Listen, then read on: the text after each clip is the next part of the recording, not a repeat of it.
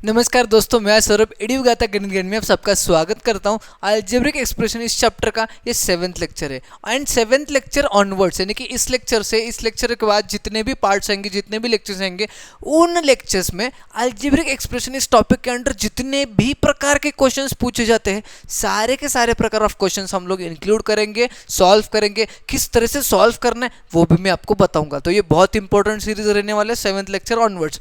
फिलहाल अगर आज के लेक्चर की बात करें तो आज 5 क्वेश्चंस को सॉल्व करेंगे और ये सारे के सारे 5 क्वेश्चंस जो है वो basic levels of algebraic expression के ऊपर डिपेंडेंट है। अब क्या है बेसिक लेवल ऑफ क्वेश्चंस जानते हैं और शुरुआत करते हैं क्वेश्चन नंबर 1 के साथ। क्वेश्चन नंबर 1 में कहा गया है right the terms and factors for each term of the following algebraic expression. ठीक है, अब यहाँ पे कुछ अलजेब्रिक एक्सप्रेशंस आपको दिए हैं। उन अलजेब्रिक एक्सप्रेशंस में आपको टर्म कौन कौन से है वो बताना है और हर एक टर्म के फैक्टर्स कौन कौन से है वो भी आपको बताना है। अगर मैं सबसे पहले सब क्वेश्चन की बात करूं, तो उसमें दिया गया है 8.1 x square plus 0.7 y cube x. ठीक है, अब ये दो टर्म का अलजेब्रिक एक्सप्रेशन है, बेसिकली ये बाइनोमियल है। अब इसमें आपको सबसे पहले लिखना है कि टर्म्स कौन कौन से है। क्या लिखेंगे हम लोग? टर्म्स कौन कौन से है।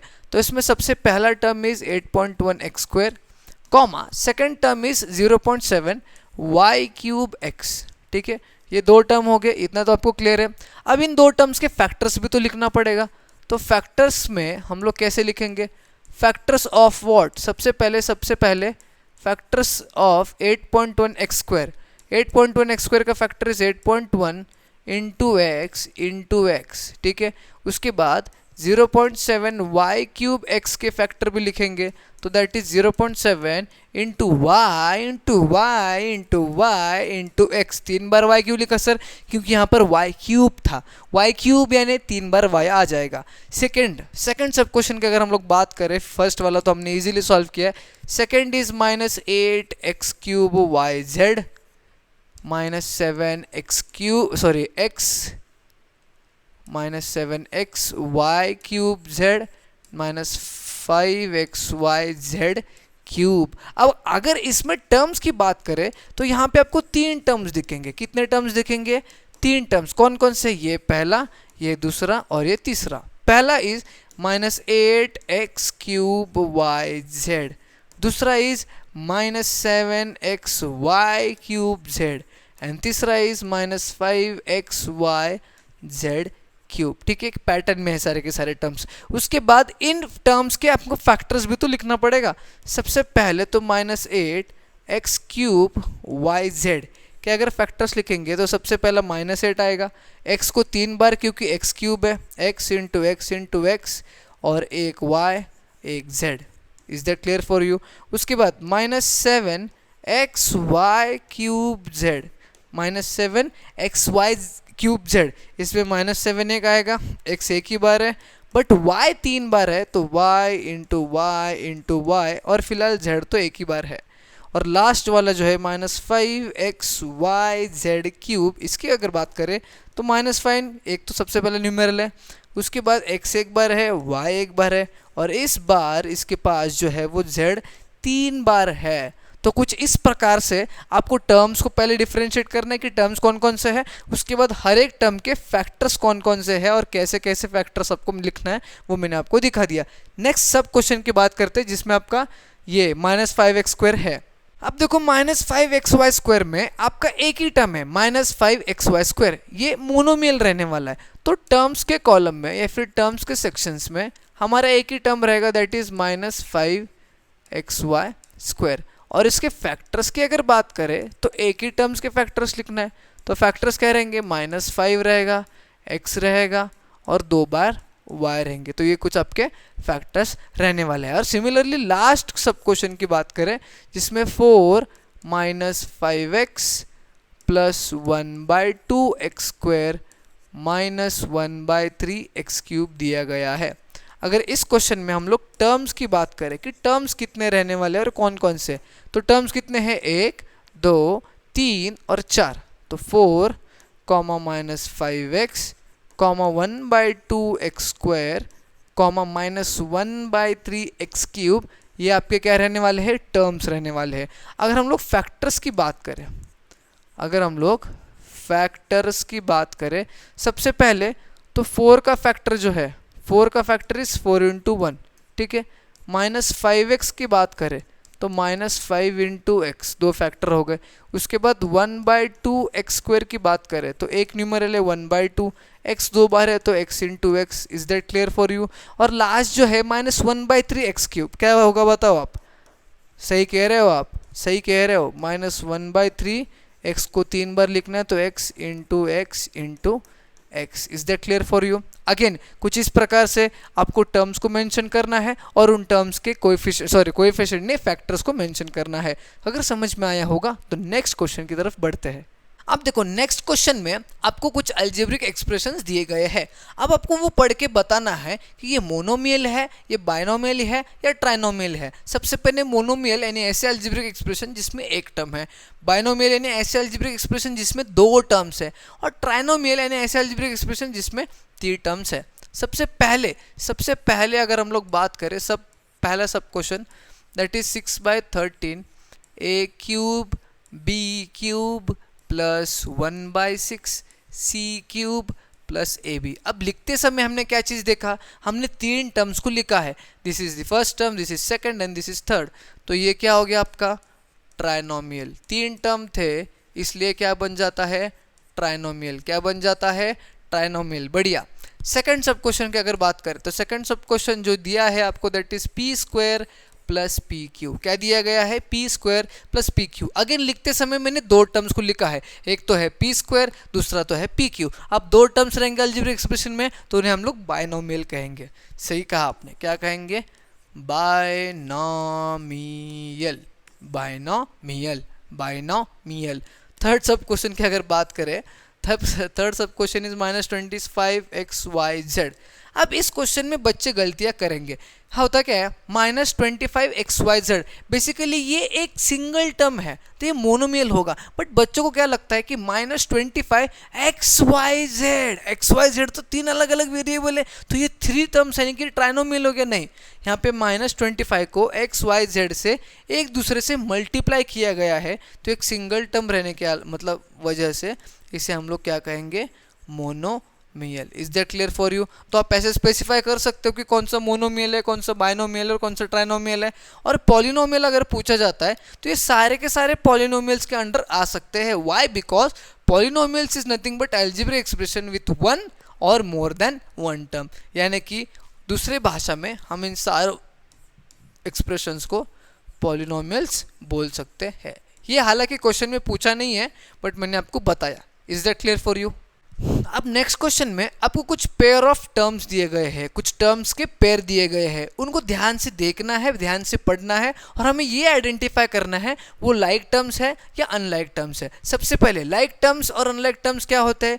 लाइक टर्म्स ऐसे टर्म्स होते हैं जिनका जो वेरिएबल वाला ग्रुप होता है वो सेम होता है, ठीक है? जिनका क्या वेरिएबल वाला जो ग्रुप होता है वो सेम होता है, अनलाइक टर्म में वो सेम नहीं होता है। जैसे कि अगर पहले सब क्वेश्चन की बात करें तो पहले सब क्वेश्चन में दिया है 10p² एंड 10pq²। अब ये दोनों टर्म्स में सबसे पहले वेरिएबल वाला ग्रुप कौन सा है वो आइडेंटिफाई करो। p²q pq²। क्या ये दोनों टर्म सेम है? यानी कि ये दोनों जो वेरिएबल का ग्रुप है वो सेम है? नहीं। वाई? बिकॉज सबसे पहले में p²q है जहां पर p को 2 बार मल्टीप्लाई किए और q 1, बट यहाँ पे p 1 है और q 2 बार है तो ये आपका क्या हो जाएगा? Unlike term. क्या हो जाएगा ये? Unlike term. Is that clear for you? Like term, unlike term अभी समझेगा। Why? Because additions of algebraic expression and subtractions of algebraic expression में बहुत ज़्यादा ये आपको काम आने वाला है। सेकेंड अगर सब क्वेश्चन की हम लोग बात करें, सेकेंड सब question is 9xy and 9x²y²। ठीक है, अब इस चीज़ में देखिएगा xy एक ग्रुप ऑफ वेरिएबल है, x²y² ग्रुप ऑफ वेरिएबल है। xy में x भी एक बार है, y भी एक बार है, और x²y² में x भी 2 बार है और y भी 2 बार है, यानी कि ग्रुप ऑफ वेरिएबल्स यहाँ पे डिफरेंट है। तो ये भी क्या हो जाएगा आपका? Unlike term. Unlike term. Is that clear for you? उसके बाद अगर थर्ड सब क्वेश्चन की बात करें तो थर्ड सब क्वेश्चन में देखो 5/7 a² bc and -5/7 a square c b दिया गया है। अब यहाँ पे देखो ए स्क्वायर बी सी और ए स्क्वायर सी बी क्या सेम है या डिफरेंट है? आंसर इज सेम है। वाई? बिकॉज यहाँ पे ए 2 बार है, यहाँ पर भी ए 2 बार है, यहाँ पर बी 1 बार है, यहाँ पर भी बी 1 बार है, यहाँ पे सी 1 बार है और यहाँ पर भी सी 1 बार है। That means these terms are said to be like terms. Why? Because the group of variables for both of the terms are same. Is that clear for you? अब आप आइडेंटिफाई कर सकते हो कि like term कौन सा है और unlike term कौन सा है। अगर हम लोग नेक्स्ट क्वेश्चन की बात करें तो इस क्वेश्चन में अगेन आपको अल्जेब्रिक एक्सप्रेशंस दिए गए हैं और आपको पूछा गया है कि न्यूमेरिकल कोएफिशिएंट या बस कोएफिशिएंट जो होता है वो लिखिएगा। अगर एक टर्म है तो उसका न्यूमेरिकल कोएफिशिएंट बताइए, अगर एक से ज़्यादा टर्म्स है तो उनके सारे न्यूमेरिकल कोएफिशिएंट्स हमें जो है वो बताने हैं। पहला सब क्वेश्चन में तो सिंगल टर्म है तो ये -3x² है, ठीक है। अब अगर मैं इसका न्यूमेरिकल कोएफिशिएंट या जिसे बस हम लोग कोएफिशिएंट कहते हैं, कोएफिशिएंट लिखना है तो क्या लिखूंगा? जी हाँ, -3। जो एक्चुअल नंबर होता है वेरिएबल को चिपक के, that is numerical coefficient. Second सब क्वेश्चन की अगर हम लोग बात करें तो सेकंड सब क्वेश्चन में 12a² b² -5a² दिया गया है। 12a² b² -5a², यानी इसमें अगर हम लोग कोएफिशिएंट्स की बात करें, इसमें अगर हम लोग कोएफिशिएंट्स की अगर हम लोग बात करें तो यहाँ पे 2 टर्म्स है। तो पहले टर्म में वेरिएबल को हटाएंगे तो नंबर इज 12, सेकंड टर्म में वेरिएबल को हटाएंगे तो नंबर इज -5। तो न्यूमेरिकल कोएफिशिएंट या बस कोएफिशिएंट जो है वो 12, -5 रहने वाला है। थर्ड सब क्वेश्चन की अगर हम लोग बात करते हैं जिसमें 0.8y² पूछा जाता है, -6.87 y पूछा जाता है, 2 टर्म है, तो इसके कोएफिशिएंट्स को किस तरह से लिखेंगे वो भी मैं अभी आपको बताता हूँ। इसके कोएफिशिएंट्स को हम लोग कुछ इस प्रकार से लिखेंगे।